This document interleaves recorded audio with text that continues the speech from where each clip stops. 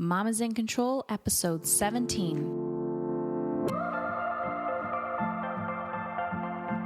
Hey ladies and fine gentlemen who are brave enough to listen to a woman's podcast ranting on womanhood, hormones, and parenthood. Welcome everybody as your host, Heather Chauvin. All right. So again, I don't know why, I just like pulling back the curtains and telling it like it is. It is 10:08 p.m. and I am finding that I love recording podcasts at night because the house is kind of quiet and I have a little bit of energy today. So I had some reflection on putting out another podcast and I was thinking, well, Heather, what are you going to talk about? I always got things to talk about, but the monkey mind is always telling me, you have nothing important to say. Nobody cares about you, which I know isn't true. And then my ego comes in and says, oh, don't try to be all that big macho. But the truth is, I'm just like every other human being, and we are all here to serve. We are all here to support one another, and we are all here to show up. And something that is really called in me and my work is to help you as a woman, as a parent, dive deeper into the calling of your role as a mother and what that looks like, and help you evolve the way that you live, work, play, and parent. So oftentimes when I'm doing these solo podcasts, I think about, what are some topics that are coming up in my own life? What am I kind of struggling with, or what am I moving forward with? What am I seeing in my practice with my clients? What am I seeing with the women that are asking me lots and lots of questions? And what is just, what am I interested in right now? So I pulled the book off the shelf, The Conscious Parent. This is with Dr. Shefali. So it's called The Conscious Parent. If I remember, I will put the link in the show notes. It is a fabulous book. It's called, The Conscious Parent, Transforming Ourselves, Empowering Our Children. So this is what I breathe. I could have wrote this book. I love Dr. Shefali. She has been, she's a child psychologist, I think. She has a practice in New York. She travels around the world. She's been on Oprah. But what I like about her book is it's not like, I am actually very woo-woo, but I'm also very practical and down to earth, right? How can I apply this in my life right now? I get live in the moment, breathe, meditate, do all this stuff. But, monks, they don't have kids around them all the time. So what do we do when we do have children around all the time? And it's about, becoming that person, but understanding that the conscious parent is not about being the perfect parent. It's about evolving and growing and co-creating our life together. So I want to talk today a little bit about personal growth in the school years. I was flipping through The Conscious Parent and I landed on page 109, chapter 8, and it says, From Center Stage to Supporting Cast, a Parent's Opportunity for Spiritual Growth in School Years. And that just ignited something in me because I was like, yes, because this is really when things took off. I've told this story many, many times, but pre-parenthood, I didn't really have any sense of purpose. I didn't really understand why I was here. I didn't really think that if I left the earth, that anyone would even care. So needless to say, my mental health was awful. And then when I became a parent, I looked at my son and I thought, shit, I need to show up. This guy, this kid, this human being that I brought into the world depends on me now. And I knew I just absolutely needed to show up. So that is really when kind of my calling as per se, or my awakening happened. And it's just been evolving and growing ever since. There's no such thing as arriving. One of the turning points for me, especially understanding the importance of emotional well-being, was when my son started school. So that's what I'm going to chat about today. So we're going to talk about kids and social anxiety, taking offense to if your child has a problem getting the feedback from the teachers and the principals, and when the school calls and says your kid bit somebody's ear. And we're also going to talk about too many commitments and not enough time. So what that feels like in your family, in your schedule, in your mind, in your body. Okay. Are you ready, mama? So kids and social anxiety. anxiety in general. I hear this all this time, the testing anxiety, a child having learning disabilities, not fitting into the system, and having a really, really, really hard time at school. Maybe it's not being able to play or make friends. You name it, this is what I'm talking about. So as you know, or you may not know, I'm a huge advocate for mindfulness and meditation. This is the one tool that has transformed the mental health and helping my children manage their own big emotions. I get so many people saying to me, this is the problem, but ladies, we are not actually doing the work to see the results. You can't just buy a salad and expect to stare at it and then lose the weight.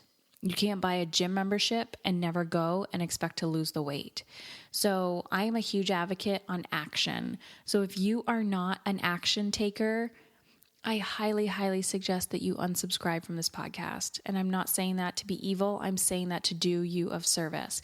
Because what happens is when we're listening, we're in a culture of self-help addiction, where we are constantly reading these books like The Conscious Parent, or I don't know, I'm looking at a whole bunch of them. Louise Hay. What else do I have over here? Gosh, I have a whole library full of them. And I remember there was a time where I would just read until one day I said, maybe I should actually do the steps and the actions that they're telling me in the book. Because if we're not doing, nothing is going to change. And I will say this over and over and over again. So I know there are so many of us that struggle on a daily basis with anxiety and overwhelm. And then we see these behaviors in our children, and then we feel even worse, right? Like, I don't know what to do. I have absolutely no idea what to do. So I will tell you that my Teach Your Kid to Meditate program is the answer to teaching your child mindfulness and meditation, and also yourself. So in 4 weeks, I walk you step by step through the process of like, what is mindfulness? How do I even start this process with my kids? How do I start a practice myself? Because I don't have any time. Yes, you do. And I show you exactly how to do that in 4 weeks. And it's extremely simple to implement. So if you actually listen to me and do the action steps that I tell you to take in the program, you will see results. I guarantee it, or your money back. And I even say that to you.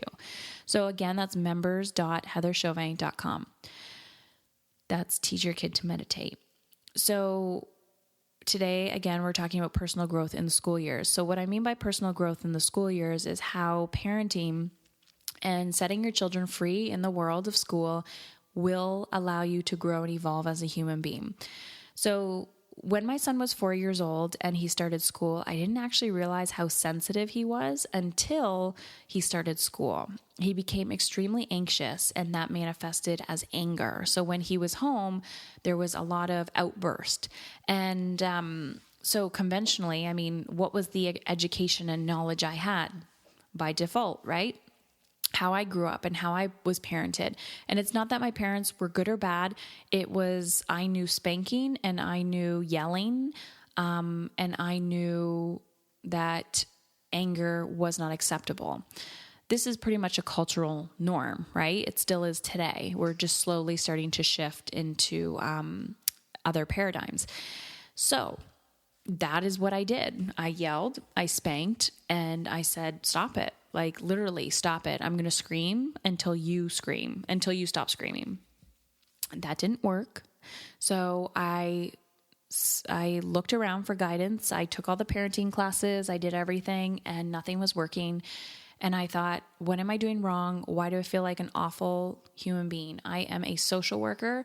I have a degree, an undergrad major in child development.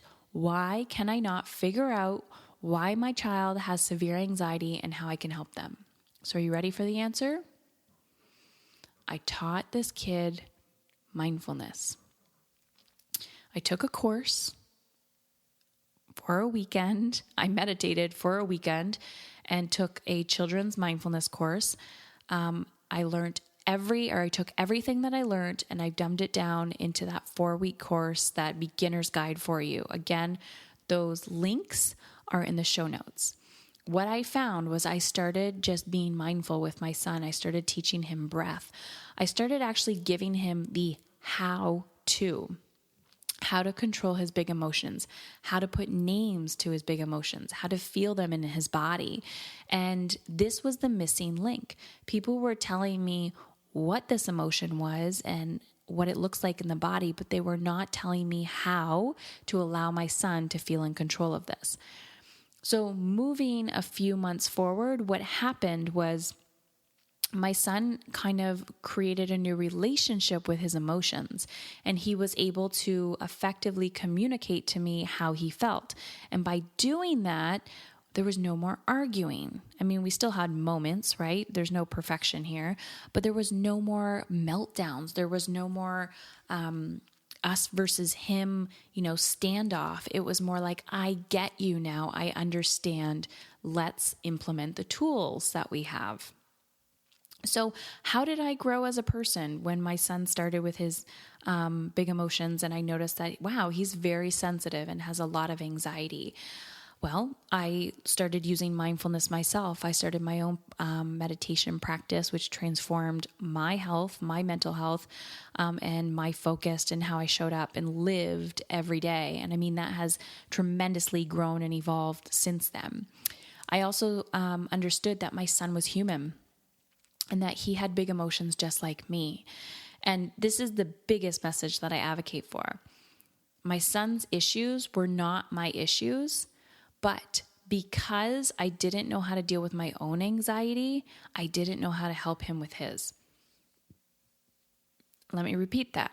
Because I didn't know how to deal with my own anxiety, I didn't know how to help him with his. So again, my point for you is we cannot teach what we do not know. We can't teach what we don't know, right? If someone's asking you to teach Spanish or French and you don't know how to teach and you don't know how to speak Spanish or French, then they can't expect you to actually know what you're talking about. So I had to do the work myself, and we can go and have other people teach our children these tools and strategies, but you, as the parent, are the leader, right? You are the guide. You are the person that your child spends the most time with and who is growing with them throughout the years. So it should be you that is guiding them.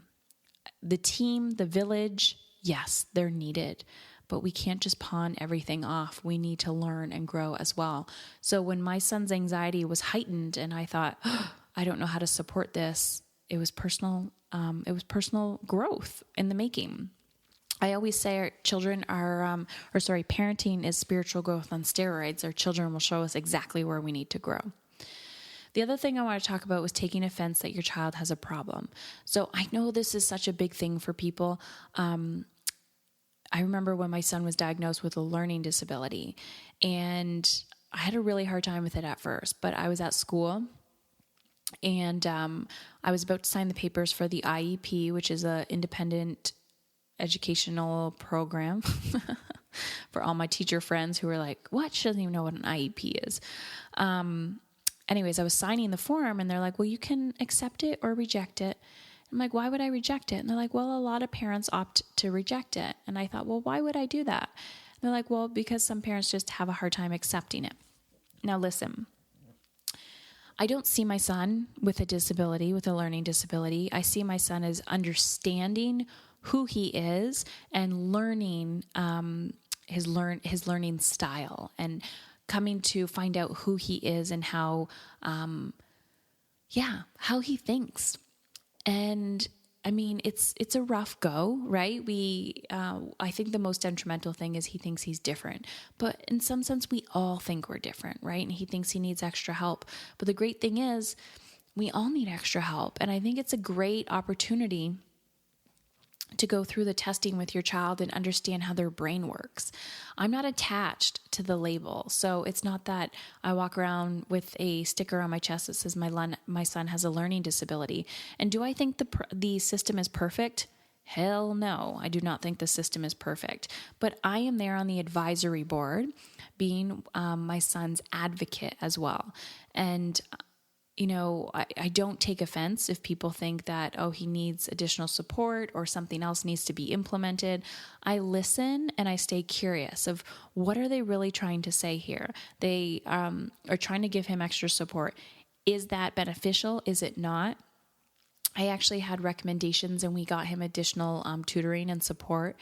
And there was just so much stress and resistance there that after a few months, I pulled him out. And everybody else was looking at me saying, no, don't do it. Give it a try. And I thought, if my son is under so much agony and stress, that is causing more harm than good. And that is clearly not in alignment with my values of living a, not stress-free life, because I don't believe there's such thing as stress-free life, but living a more easy life. Because that's not working smarter, that's working harder. And I'm not an advocate for working harder, because I want my son to realize that even though he has difficulties learning in a conventional way, we can come up with creative ideas. So if a conventional way is not working for him, then we just have to stop, reassess, and find something that works. Okay. My third point. So too many commitments and not enough time. So being on the topic of personal growth in the school years, too many commitments and not enough time. I hear this all the frickin' time. Heather, I don't have enough time. Simple answer, you're doing too much. If you feel burnt out with school and all of the extra activities and everything else that needs to happen, just step back for a moment and question if your children are burnt out. I get that you want them to be an NHL star and also a lacrosse star and, a ballerina and be in the symphony and I don't know, I'm just making up all these things. But understand that if it's your child's natural genius and natural talent, they're going to go after it, right? They're going to naturally always want to dance from the time that they're 2 to the time that they're 60. If it's in their blood, they're going to want to do it. And if we're pushing, there's going to be a lot of pushback. So I want you to ask yourself, why am I putting all of this stuff on my plate? Why can't I take some of it off? Again, this goes back to getting super crystal clear on how you want to show up. But listen, the personal growth in the school years, when you feel burnt out and overwhelmed, please stop. Please stop and reassess and ask for help and get support. You are not a horrible human being if you do so. I do it all the time, and this is how we grow as humans. When you resist this, the problem's just going to get bigger. If you are leaning in and saying, you know what, asking for help is difficult for me, but I'm going to start doing it. Great, awesome. You are on the right path to feeling in control. So what can you say no to? What can you ask your children, like, hey, do you want to still do this? Or can we say no? How can we create some space in our schedule so that we can just do nothing and breathe and just be together? That's it. So I challenge you, because it's a challenge. I get it. To look at your schedule and say, what's one thing that I can take off my plate today? What's one thing that we can let go of this season? What's one thing that I can ask for help with? And follow through with it, because, I'm an advocate for action. And if you're not taking it, you got to get out of there. Mama, you are so worthy of your desires. So please start taking action in that direction. And I look forward to hearing from you soon.